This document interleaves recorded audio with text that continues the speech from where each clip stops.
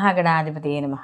సదాశివసమారంభాం శంకరాచార్యమధ్యమాం అస్మదాచార్యపర్యంతాం వందే గురుపరంపరాం. శ్రీమాత్రే నమః. ప్రేక్షకులందరికీ స్వాగతం. అందరికీ కూడా ఆంగ్ల నూతన సంవత్సర శుభాకాంక్షలు. జనవరి 2024 మాస ఫలితాలు నవగ్రహ సంచారాలను అనుసరించి ద్వాదశ రాశుల వారికి ఏ విధంగా ఉంటుంది అనే విషయాన్ని తెలుసుకోబోయే ముందర గ్రహస్థితి కానీ చూసుకుంటే మనకి మేషరాశిలో గురువు యొక్క సంచారం, ఈయన యొక్క వక్రత్యాగం పొందడం అనేది జరుగుతోంది. అలాగే మనకి ఈ రాహుకేతులు ఇద్దరు, అంటే రాహు వచ్చి మీనంలోను, కేతు వచ్చి కన్యలోను సంచారం చేయడం, అలాగే శని భగవానుడు వచ్చి మనకి ఈ యొక్క కుంభరాశిలో సంచారము, శుక్రుడు ఈయన మనకి ఈ వృశ్చిక రాశిలో సంచారం చేయడం అనేది జరుగుతోంది. తదనంతరం ఆయన శుక్రుడికి ఎప్పుడైతే ఈ యొక్క మార్పు చెందుతాడో, అంటే ఈ యొక్క 18వ తారీఖు తర్వాత నుంచి, అంటే 19వ తారీఖు మనకి శుక్రుడు ధనుసు రాశిలోకి మార్పు చెందడం, బుధుడు కూడా వక్రీకరణ పొంది మళ్ళీ వక్రత్యాగాన్ని కూడా ఈయన పొందడం అనేది జరుగుతుంది. 8వ తారీఖు వరకు ఈయన వక్రత్యాగం పొంది మళ్ళీ ఈయన ధనుస్సు రాశిలోకి ఈ యొక్క బుధుడు రావడం అనేది జరుగుతోంది. రవి కూడా ఇక్కడ జనవరి 15వ తారీఖు వరకు రవి ధనుస్సులో ఉండి తదనంతరం మకరంలోకి, కుజుడు కూడా ఇక్కడ మనకి ఈ ధనుస్సు రాశిలోనే ఈయన సంచారం చేయడం అనేది జరుగుతోంది. మొత్తం మీద ఈ మాసం అంతా కూడా చంద్రుడు వచ్చి మనకి ఈ సింహరాశి నుండి మొదలుకొని కన్యారాశి వరకు ఈ మాసం అంతా కూడా సంచారం చేయడం అనేది కనబడుతోంది. కాబట్టి ఈ నవగ్రహ సంచారాలను అనుసరించి ద్వాదశ రాశుల వారికి ఏ విధంగా ఉంటుంది అనే విషయాన్ని తెలుసుకుందాం.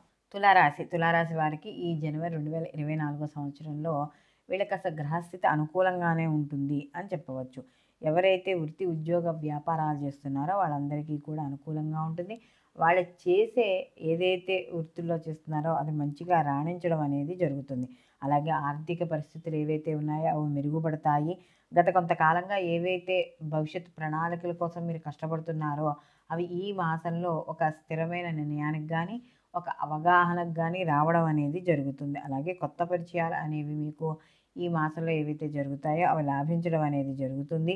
కుటుంబ సభ్యుల మధ్య కాస్త ఏకాభిప్రాయం వచ్చి కాస్త అనుకూలంగా ఉండడం అనేది జరుగుతోంది. అలాగే వీరు ఎవరైతే ఆధ్యాత్మికంగా అలాగే చింతనలో ఉంటారో వాళ్ళందరికీ కూడా అనుకూలంగా ఉంటుంది.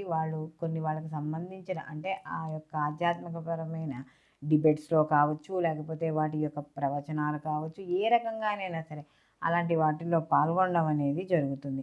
అలాగే ఇక్కడ ఏవైతే పాత బాకీలు ఉన్నాయో అవన్నీ కూడా వీళ్ళకి వసూలు అవ్వడం అనేది జరుగుతుంది. అలాగే వీళ్ళకి వాహన ప్రాప్తి, ఆభరణ ప్రాప్తి ఇవన్నీ కూడా చేస్తారు. దూర ప్రయాణాలు చేస్తారు. అలాగే బంధువుల్ని, మిత్రుల్ని కలుసుకోవడం అనేది జరుగుతుంది. రాజకీయ పరంగా ఎవరైతే ఉన్నారో వాళ్ళని కలుసుకుంటారు, వాళ్ళ యొక్క మన్ననలు పొందుతారు. ఎవరైతే రాజకీయ పరంగా ఎదుగుదాం అనుకుంటున్నారో వాళ్ళకి కొన్ని సలహాలు, సూచనలు ఏవైతే ఉన్నాయో అవి పైవారి నుంచి తీసుకోవడం, అవి పాటించడం అనేది భవిష్యత్తులో వీళ్ళకి ఒక మంచి మార్గంగా ఉపయోగపడడం అనేది జరుగుతుంది. అలాగే సంతానం ఎవరైతే లేరో వాళ్ళకి సంతాన వృద్ధి అనేది కలుగుతుంది.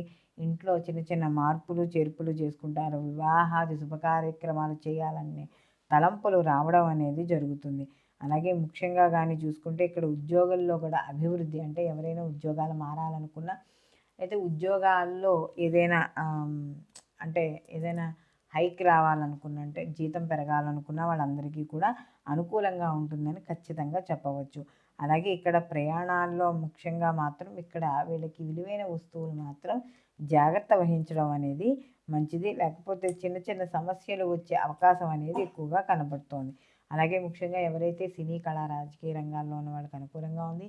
ఈ మీడియా రంగంలో పనిచేస్తున్న వాళ్ళు, అంటే ఈ టీవీ మీడియా ఇలాంటి రంగంలో పనిచేస్తున్న వాళ్ళు ఎవరైతే ఉన్నారో వాళ్ళకి మంచి అవకాశాలు ప్రోత్సాహకరంగా ఉండడం అనేది జరుగుతుంది. ఈ యొక్క తులారాశి వాళ్ళు ఎవరైతే ఈ యొక్క కళారంగాల్లో ఉన్నారో, లలిత కళల్లో ఉన్నారో వాళ్ళకు కూడా మంచి అవకాశాలు లభిస్తాయి. కాబట్టి వాటి సద్వినియోగం చేసుకోవడం అనేది చెప్పదగ్గ సూచన. అలాగే విద్యార్థులకు కూడా మంచి అవకాశాలు ఉంటాయి.